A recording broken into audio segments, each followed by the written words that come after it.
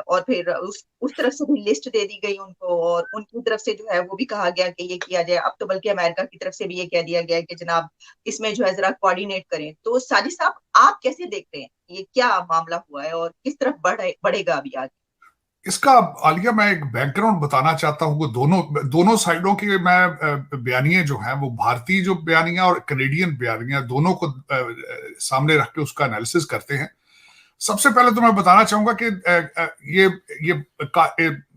शुरू काफी पुराना कनेडियन जो अब न्यूज निकल रही है कि कनाडा के एनएसए ने जून और अगस्त में भारत का दौरा किया था, इसी रेफरेंस के साथ बात तो अब निकली है।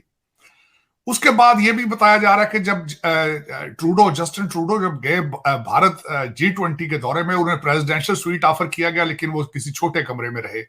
फिर उनका जहाज खराब हुआ तो उनको मोदी जी का प्लेन था उनका, वो ऑफर किया गया, लेकिन उन्होंने वो भी रिफ्यूज किया। तो भारतीय बयानिया ये भी है कि शायद ये उसी वक्त से कोई मूड बन रहा था उनका कि जाके मैंने कुछ चीज ब्रेक डाउन करनी है कनाडा के अंदर। अब कनाडा के अंदर उनके हालात क्या है, लिबरल पार्टी जो है वो खुद बिलोंग करते हैं लिबरल पार्टी से, लेकिन उनकी अब पास खुद इतनी सीटें मौजूद नहीं हैं और उन्हें साथ जगमीत जो है उनकी सपोर्ट जरूरत है। वो उनकी पार्टी का नाम न्यू डेमोक्रेटिक पार्टी है। उनके पास तकरीबन लगभग 25 एमपी हैं, उनकी सपोर्ट के साथ आए हैं, और वो he is a Khalistani sympathiser. अब इनकी पॉपुलैरिटी अच्छा, उसके बाद मैं दूसरे नंबर पे जो मैं डिस्कस करना चाहूंगा कि कनाडा के हालात इस वक्त कोविड के बाद बहुत खराब है, इन्फ्लेशन के हवाले से, अनएम्प्लॉयमेंट के हवाले से, यहां तक के ट्रकिंग इंडस्ट्री जो है कि बहुत पॉपुलर थी हमारे साउथ एशियन, खासकर सिखों के जो उनके अंदर, वो लोग अपने ट्रक बेच बेच कर घरों को छोड़ छोड़ कर वापस इंडिया तक जा रहे थे। यहाँ हालात इतने खराब है। ये बताने का मकसद ये है कि शायद ये भी सोचा जा रहा है कि this was a political stunt to gain the oxygen, क्योंकि वो शक हो रहे थे Justin Trudeau was getting weak. और जो रिसेंटली अभी आजकल पोल भी रन किया गया है कि अगर आज इलेक्शन होते हैं तो उसमें जस्टिन ट्रूडो हार जाएंगे इलेक्शन। एक तो उसमें ये उसका बैकग्राउंड मैं बताना चाह रहा था, और उसके बाद शायद उन्होंने पॉलिटिकल, और ये बहुत बड़ी बात है कि एलिगेशन है कि बल्कि हमारे जो डॉक्टर जयशंकर हैं उन्होंने इसको नाम ही ये दिया था कि ये इलेक्शन के हवाले से किया जा रहा है, वोट बैंक, उन्होंने उसका नाम दिया था, वोट बैंक इशू इसको बनाया, जिसमें कुछ हकीकत लगती भी है। अब दूसरी तरफ से देखा जाए कि एलिगेशंस क्या आ रहे हैं, एलिगेशंस ये आ रहे हैं कि निज्जर साहब कौन थे। निज्जर साहब के जो जो जो जो एक्विजिशन जिस अक्यूज्ड है, जो मर्डर जिनका हुआ था, उनके ऊपर दहशतगर्दी के केसेस थे, क्रिमिनल केसेस थे भारत के अंदर। वो जमानत पर रिहा हुए और एक जाली पासपोर्ट बनाकर वो कनाडा आ गए। कनाडा आके उन्होंने पॉलिटिकल असाइलम अप्लाई किया, वो पॉलिटिकल असाइलम उनका रिफ्यूज हो गया। उन्होंने किसी खातून से शादी की, वो भी बोगस निकली, और उसके बाद ये एक मिस्ट्री है कि वो किस तरह कनेडियन सिटीजन बन गए। ठीक है, बन गए, लेकिन आज से 2 साल पहले जब उनको दहशतगर्द उनको डिक्लेयर किया गया, टेररिस्ट डिक्लेयर किया गया भारतीय गवर्नमेंट की तरफ से, तो उन कनेडियन गवर्नमेंट को उसकी इतला दी गई, उस पर कोई उन्होंने स्टेप नहीं लिया। अब यहां पे ये बताना चाहूंगा, 26 दफा एक्सट्रेडिशन की 26 केसेस इंडियन गवर्नमेंट जो है वो कह चुकी है 26 लोगों के बारे में कनेडियन गवर्नमेंट को कि उनको एक्सट्राडाइट किया जाए, इंडिया के हवाले किया जाए, लेकिन एक भी उसको उन्होंने सपोर्ट नहीं किया। अब उस पर मैं आगे चलना चाहूंगा। भारतीय तरफ से यह भी एक एलिगेशन है कि जो निज्जर साहब हैं वो he was working for the Canadian intelligence agencies, ये उनकी तरफ से। अब कनेडियन साइड पे थोड़ा सा मजीद आगे चलूंगा। वो ये कहते हैं कि जब जस्टिन ट्रूडो G20 के दौरे पर गए, उन्होंने आके मोदी जी से इसका जिक्र किया था इस केस के बारे में, लेकिन उन्होंने उसके बारे में रिफ्यूज किया उन्होंने। फिर इसके बाद एक और एलिगेशन है कि उन्होंने बाइडन साहब से कहा था कि आप मोदी जी से बात करें, बाइडन साहब ने भी मोदी जी से बात की थी। अब उसका रिजल्ट क्या था ये अभी तक क्लियर नहीं। तो ये सारी एलिगेशंस इकट्ठी की जाए। अच्छा, उसके बाद ये हुआ है क्योंकि इस वक्त ये जरूर सोचना होगा आपको इस चीज पे बात करने से पहले कि Bharat is the 5th largest economy on the planet. Trudeau साहब ने जब पहली प्रेस कॉन्फ्रेंस के बाद जो दूसरी प्रेस कॉन्फ्रेंस की थी वो थोड़ी ढीली थी, उसमें उन्होंने उसमें जिक्र किया कि हाउ इंपॉर्टेंट इंडिया इज, और हम इंडिया से खराब नहीं करना चाहते, हम कोई प्रवोक नहीं करना चाहते। वो दूसरी जरा वो he was on a back foot right now. दूसरा, जो कनाडा जो सपोर्ट चाहता था इंटरनेशनल कम्युनिटी से, वो नहीं आई। कनाडा की ख्वाहिश थी कि अमेरिका और बरतानिया कोई जॉइंट स्टेटमेंट दे, वो उन्होंने नहीं दी। फिर वो आए 5 कंट्रीज हैं, उनकी तरफ सपोर्ट के लिए गए, उन्होंने भी कुछ सपोर्ट सही नहीं की। उनकी वजीर खारजा इस वक्त यूनाइटेड नेशंस में आई, उन्होंने G7 कंट्रीज के लोगों से मिली, सपोर्ट हासिल करने की कोशिश की, लेकिन नहीं हो सकी। अब थोड़ा सा जैक सुल्लिवन जो कि अमेरिकन NSA हैं, उन्होंने एक स्टेटमेंट दी है जो पहली स्टेटमेंट से जो दूसरी स्टेटमेंट है थोड़ी स्ट्रांग है। उसमें उन्होंने जो लफ्ज ये इस्तेमाल किया है कि हम भारत को कंसेशंस नहीं देंगे, और हमारे एलाय हैं कनाडा, और इनको चाहिए कि उनके साथ कोऑपरेट करें। अब उसके बाद जस्टिन ट्रूडो की कल प्रेस कॉन्फ्रेंस थी, उन्होंने बोले उन्होंने अब वो स्टैंड उनका ये है कि वो कहते हैं हमारे पास एविडेंस मौजूद है, कुछ काले हैं, हमारे पास कम्युनिकेशन है, कुछ हमारे पास शवाहिद मौजूद हैं। और यहाँ पे ये भी ये खबर आ रही है कि I5 जो कंट्रीज जिनके साथ उनका रिलेशनशिप, जो एक उनका पैक्ट है, उनमें से एक कंट्री जो है उनके पास किसी इंडियन डिप्लोमेट की कोई काले या शवाहिद मौजूद है, और they are cooperating with them. अब बात यहां तक है, अभी तक कनाडा ने कोई भी शवाहिद नहीं रखे सामने। अब जो इशू जो बना है, वो जो समझा ये जा रहा है, या जो लोग मुख्तलिफ एनालिसिस कर रहे हैं, जो मैं अपनी नजर से भी ये कहता हूं कि एक तो ये कहा जाता है कि अगर 2 साल पहले कनाडा को बताया गया था कि निज्जर साहब इज अ टेररिस्ट, तो उस वक्त उन पे एक्शन क्यों नहीं लिया गया? अगर लिया होता तो आज निज्जर साहब जिंदा होते। एग्जैक्टली। एक तो ये बात है। अब दूसरा उसमें यह है कि अगर आपके पास शवाहिद इतने आप नहीं बताना चाह रहे, तो आपको अपनी असेंबली में खड़े होकर इतना बड़ा एलिगेशन लगाने की क्या जरूरत थी? इतना बड़ा इल्जाम लगाने की क्या जरूरत थी? जब तक आपके पास सॉलिड चीजें मौजूद नहीं है तो क्यों नहीं कर रहे आप? दूसरी एक बात यह है कि 3 महीने हो चुके हैं उस मर्डर को, आपने उसके बारे में कोई प्रेस कॉन्फ्रेंस नहीं की, पता नहीं किस चीज का इंतजार आप कर रहे थे। कई लोग यहां अब ये भी बातें करते हैं कि मे बी ये G20 की सक्सेस के बाद इंडिया को थोड़ा सा कंट्रोल करने के लिए this is a conspiracy theory है शायद। अब वो कहते हैं जितने मुंह है उतनी बातें हैं। उसमें दो जो मैं समझता हूं सबसे ज्यादा नुकसान किसको हुआ है, वो सिख कम्युनिटी को सबसे ज्यादा नुकसान। माइनॉरिटी है भारत के अंदर, और बिलखसूस जहां कई स्टेटों के अंदर बहुत ही थोड़े सिख होते हैं, और उनको हिंदू और सिख एक उसको एक दूसरे के खिलाफ नफरतों को या कॉन्फ्लिक्ट को, या जिस तरीके से कम्युनल एक इशू बनाने का ये मोजब बन रहा है। दूसरी बात ये हुई है कि जो कनाडा के अंदर है, इनके पन्नू साहब जो उनके सिक्स फॉर जस्टिस, उन्होंने कहा है कि हिंदू यहां से कनाडा से निकल जाए। How it is possible? आप हिंदुओं को कम्युनिटी एट लार्ज चेक कर रहे हैं, वो भी ज्यादती है। दूसरी साइड पे मैं हमेशा इन चीजों के खिलाफ रहा हूं कि वायलेंस नहीं होनी चाहिए, और बिलखसूस फेथ बेस्ड चीजों के ऊपर आके किसी को कहना, उन्होंने भी ज्यादती की है। लेकिन इसमें से कोई अच्छी चीज निकल नहीं रही है अगर देखा जाए तो। मेरा मतलब ये सारा आपने बयान किया, इसमें एक ये कि जैसे आपने कहा जैक सलिवान ने जो कहा, उसके बाद अब जो सेक्रेटरी स्टेट हैं ब्लिंकन साहब, उन्होंने भी ये कहा है उनकी तरफ से, मतलब ये एक बड़ी जो पहली स्टेटमेंट है कि जी जो इंडिया है वो कोऑर्डिनेट करे या कोऑपरेट करे। तो ये तो एक तरीके से रिक्वेस्ट ही हुई ना कि भाई प्लीज देखिए आप जरा उनकी तरफ वो क्या कह रहे हैं, बात सुने। तो वो तो अल्टीमेटली आप समझते हैं कि होना ही था, यानी जिस तरह उन्होंने लिस्ट दी इसी तरीके से अब वो कोई बात करेंगे तो बात हो जाएगी, ऐसे बढ़ेगा मामला। देखिए, अगर मुझसे जाती तौर पर पूछे वॉशिंगटन डीसी का मूड क्या लग रहा है, वॉशिंगटन डीसी इससे ज्यादा आगे नहीं जाएगा। उसकी वजह यह है कि इस वक्त वेस्टर्न सिविलाइजेशन इंक्लूड, और जिसको लीड हमेशा अमेरिका करता है, इन्होंने अपने सारे एग्स एक बास्केट में डाल रखे हैं भारत के चाइना के मुकाबले में। उन्हें इस वक्त एक पार्टनरशिप की जरूरत थी, और वो पता नहीं, यहाँ पे ये भी आर्टिकल लिखे जा चुके हैं, फॉरेन पॉलिसी में एक आर्टिकल बड़ा अच्छा आया था कि आइदर इंडिया जो है वो अमेरिका के सारे जो उम्मीदें हैं उस पर पूरा उतर सकेगा कि नहीं। मैं बल्कि उससे डिसएग्री करूंगा, मुझे नहीं लगता ये जिस तरह अमेरिकन ये चाहते हैं।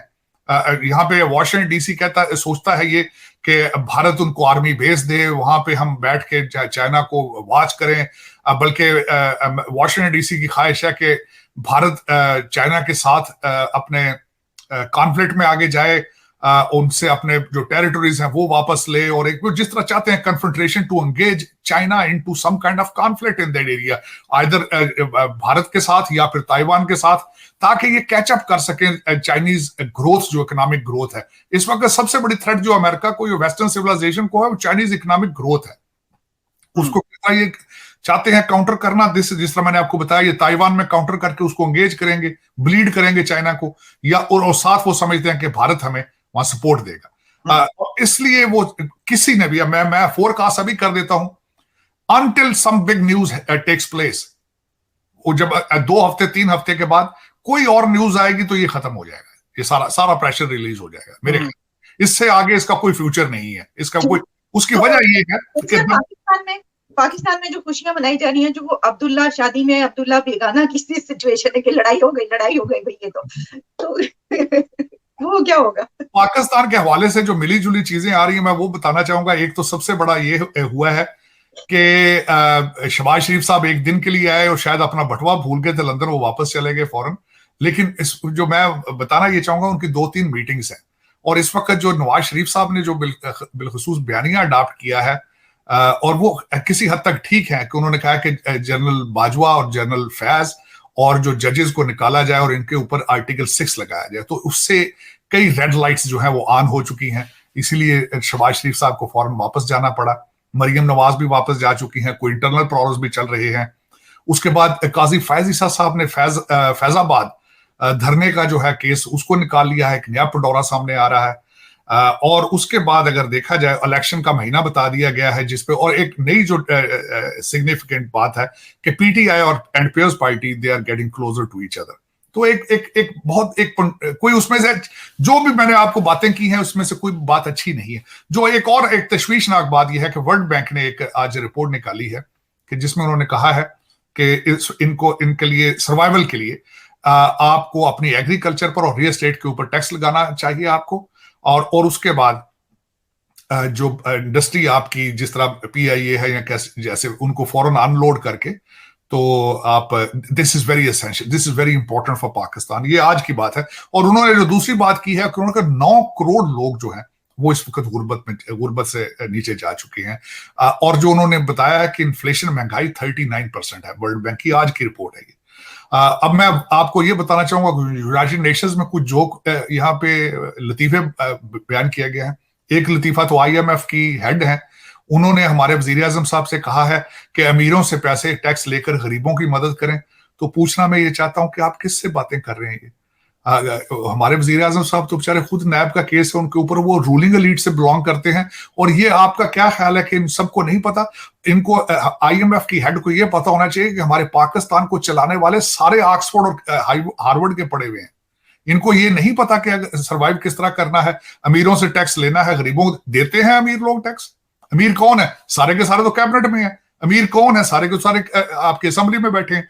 दूसरी, आज वर्ल्ड बैंक ने जो प्रपोज किया है कि एग्रीकल्चर पे टैक्स लगाएं, एग्रीकल्चरस तो सारे आपके एमएनए, सारे आपके ब्रिटिश एजेंटों के दोते पोते सारे असेंबली में बैठे हैं, वो किस तरह टैक्स लगाएंगे उन पे? ये एक वेस्ट हमारे साथ मजाक करता है, इस तरह की बातें करता है, लेकिन दर हकीकत आईएमएफ को भी पता है कि पाकिस्तान का सबसे बड़ा प्रॉब्लम करप्शन का है।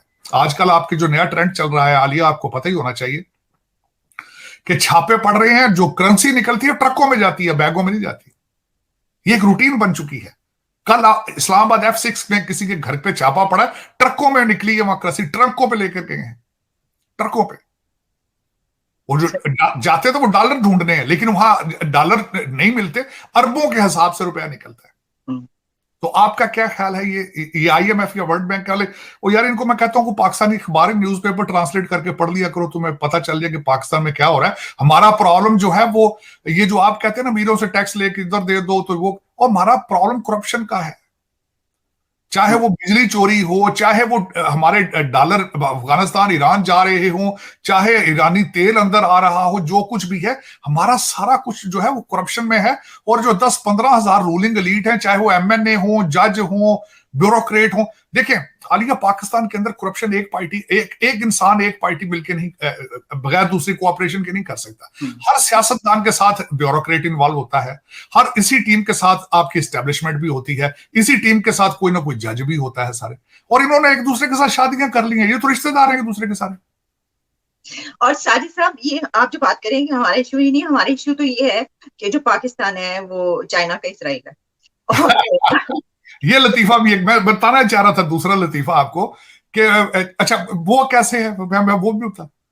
तो यार आपको आईएमएफ वाले पैसे देते तो आप इधर आ जाते हो, फिर आप किस तरह इसराइल हो भी चाइना के? ये मेरी समझ से बाहर है, किस तरह की स्टेट। और दूसरा, मैं पता नहीं किस किस्म के एडवाइजर हैं आप, अमेरिकन सॉइल पे खड़े होकर ये स्टेटमेंट दोगे, आपका होस्ट उसको पसंद करेगा इस स्टेटमेंट को कि you are Israel for China? अरे फिर कितने मुखलस हो कि आईएमएफ के आसपास भी फिर रहे हो, अपने अपने चाइना के साथ कितने मुखलस हो आप? आपको इधर से पैसे मिलते हैं तो आप फौरन इधर आ जाते हैं, फौरन उनको छोड़ के। फिर और दूसरा काम यह है कि अगर आप चाइना के इजराइल हो तो आपने उनका सी पैक जो है तबाह बर्बाद कर दिया आपने, 3.5 साल बंद करके रखा है आपने फ्रीजर में उसको। फिर कई फिर वहां मरते हैं चाइनीज, वो एम्बेसी बंद कर देते हैं। आपके पीटीआई के दौर के अंदर आपके वो मिनिस्टर ऑफ कम्युनिकेशन को वीजा नहीं देते थे। ये किस तरह का इजराइल है आप चाइना के? मैं तो इससे डिफर करूंगा। और दूसरी बात यह है, सिर्फ और सिर्फ स्टेटमेंट की आपकी चाइना के साथ रिलेशनशिप ये सिर्फ एक फंडामेंटल है, आप भारत की दुश्मनी उनके सामने बेचते हैं, दैट्स इट, पीरियड। और जितने उसमें से कैश निकाल सकते हैं आप निकालते हैं, इससे अलावा ना आपके मैं अगर जाती तौर पे पूछूं, किसी के साथ कोई रिलेशनशिप नहीं है, आपके सिर्फ डॉलर और पाउंड से रिलेशनशिप है और कुछ भी नहीं। वो जो साथ में ये भी कहा गया है कि हम तो बहुत अच्छे ताल्लुकात चाहते हैं, हम तो सबके साथ, नेबरिंग कंट्रीज इंडिया के समेत सबके साथ बहुत अच्छे ताल्लुकात चाहते हैं।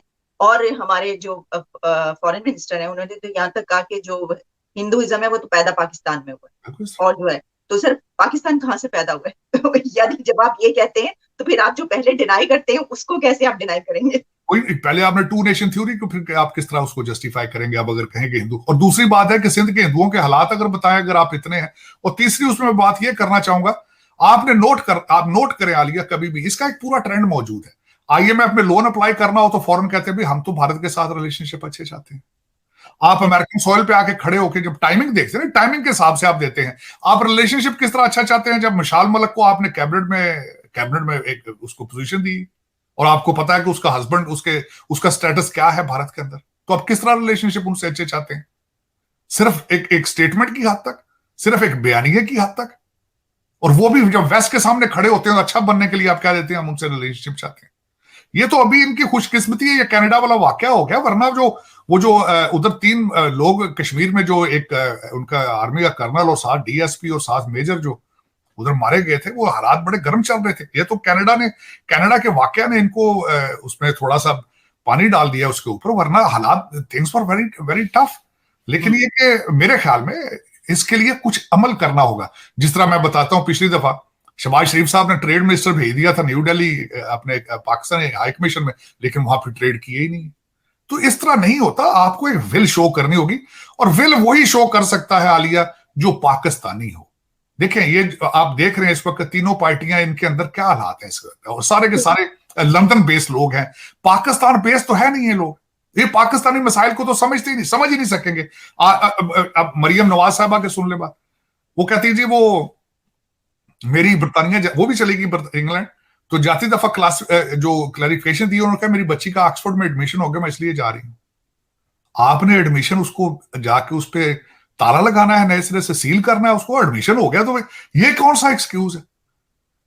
चलिए सर, वो वालिदैन की ख्वाहिश होती है साजिद साहब, वो तो ये है। लेकिन मैं आपको एक बात बता दूं, ये जो आपने वर्ल्ड बैंक वाली रिपोर्ट आज बताई है ना, इसके ऊपर तो पहली जो आवाज उठेगी ना पाकिस्तान, कहेंगे देखा अजय बंगा साहब है उसकी, देखा यही होना था, यही वाली रिपोर्ट आनी थी, हमारे खिलाफ शुरू हो गई बात। तो वो तो अजय बंगा तो यहाँ पे हर डिपार्टमेंट पे अजय बंगा बैठा है।